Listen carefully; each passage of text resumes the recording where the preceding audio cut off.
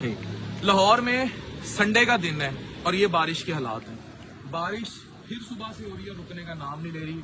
मुल्तान में भी शदीद बारिशें, इतनी बारिशें हैं कि लोग सैलाब से पहले आए हुए। सो नाजिश मेरे साथ थी, हम एक इवेंट की तरफ हेड कर रहे हैं, तो we strongly want all of you to please take care of yourself and your loved ones. जो हम कर सकते थे यहाँ से हमने किया। खास तौर पे घर की खवातीन के लिए नाजिश की खास इंस्ट्रक्शंस हैं, बच्चों को नज़ला, खांसी, जुकाम, टेम्परेचर, इन सब से कैसे बचाना। देखिए, बहुत जरूरी है कि मौसम में बच्चे निकल जाते हैं बारिश एंजॉय करने, लेकिन इस चीज में आप लोगों ने अक्लमंद से काम लेना है।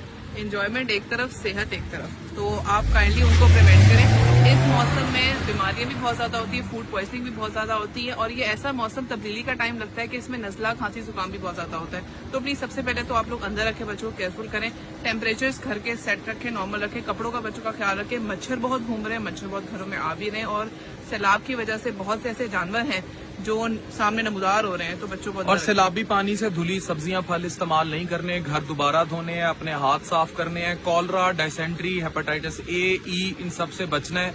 जिसको ये फूड पॉइजनिंग कह रही है वो एक्चुअली कॉलरा, डायसेंट्री, हैजा ही है, और ये हो गया आपके बच्चों को या आपको तो खतरनाक होगा। जो भी बाजार से चीज लें उसको पानी में डुबो के रखें, जैसे आपके फल फ्रूट हो गए, और फिर उसमें थोड़ा सा सिरका डालें ताकि तमाम जर्म्स ऊपर से मर जाएं।